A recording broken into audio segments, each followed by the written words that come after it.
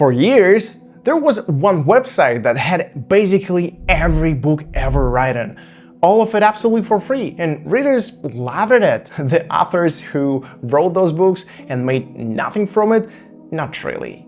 And this is the story of how the website absolutely died, why some people quietly cheered, and what you're supposed to do right now. It was called zlibrary. It started years ago as a small offshoot of another book archive, and then it just kept growing. Tens of millions of books and research papers, one search bar, $0 for a lot of students. It basically was the internet's library. For a while, it was almost a sacred, passed quietly between friends. But then it blew up on TikTok. Students telling students about this place where every textbook was absolutely for free, and millions of people start using it. But then in 2022, the law showed up. In a single move, the United States government seized a huge stock of its domains, and two people accused of running arrested on the other side of the war. Overnight, the biggest free library on the planet just switched off. It tried to crawl back through the dark web and its maze of backup links, but it was never really the same again. For readers, it's a tragedy. For every writer who would quite like to pay for rent, for example, a long overdue win. Either way, the same thing happened next. Everyone went looking for a replacement. And replacements do exist. The problem is there is no longer one place that does everything. So instead of you getting a slightly chaotic map, there are the big aggregators that pull everything into one search, which is great right up until your link is absolutely dead. There are academic libraries where all the expensive textbooks quietly live.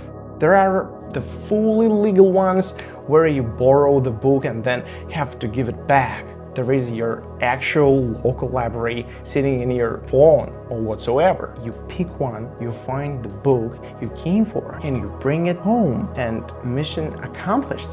Except it isn't, because finding the book was never the hard part. Here is what actually happens. You finally track down that one textbook you needed, 800 pages. You open it, and it is not a book at all.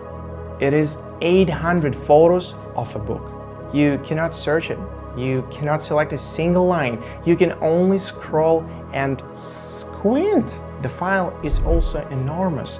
It is in a format your reader refuses to open, and it has joined 11 other files in your downloads, and all named absolutely randomly. This is not a library, it is a pile. And this is the part nobody warns you about, because this is the part that is actually hard. So let's fix it. This is PDFelement. It is not another place to find a book. No, not really. This is the thing that takes the broken file you already have and turns it back into something you can read. First, those photos. One click of OCR and all 800 pages or images becomes real searchable text. Now you can find any word in the entire book in a matter of seconds. And if you deal with the size, batch compress shrinks it down. And while you're there, you can clean up that whole folder of mystery files in one go. So your library finally looks like a library. Wrong format for your e-reader, convert it to whatever you want. And that works. It just opens. And now you can finally do the thing you wanted to do in the first place. Of course, read it. You highlight, you leave notes, you bookmark the chapters that matter, all inside the file. And when you are done, you pull every highlight and note into one clean summary. So everything you just read does not vanish the second you close the tab. That is the whole story. zlibrary is just gone. The readers moved on. The authors finally got paid, and the books did not actually disappear. The alternatives get them into your hands. PDFelement is the part that turns them into a real library. One you can actually search. If it was useful, like and subscribe. See you in the next one.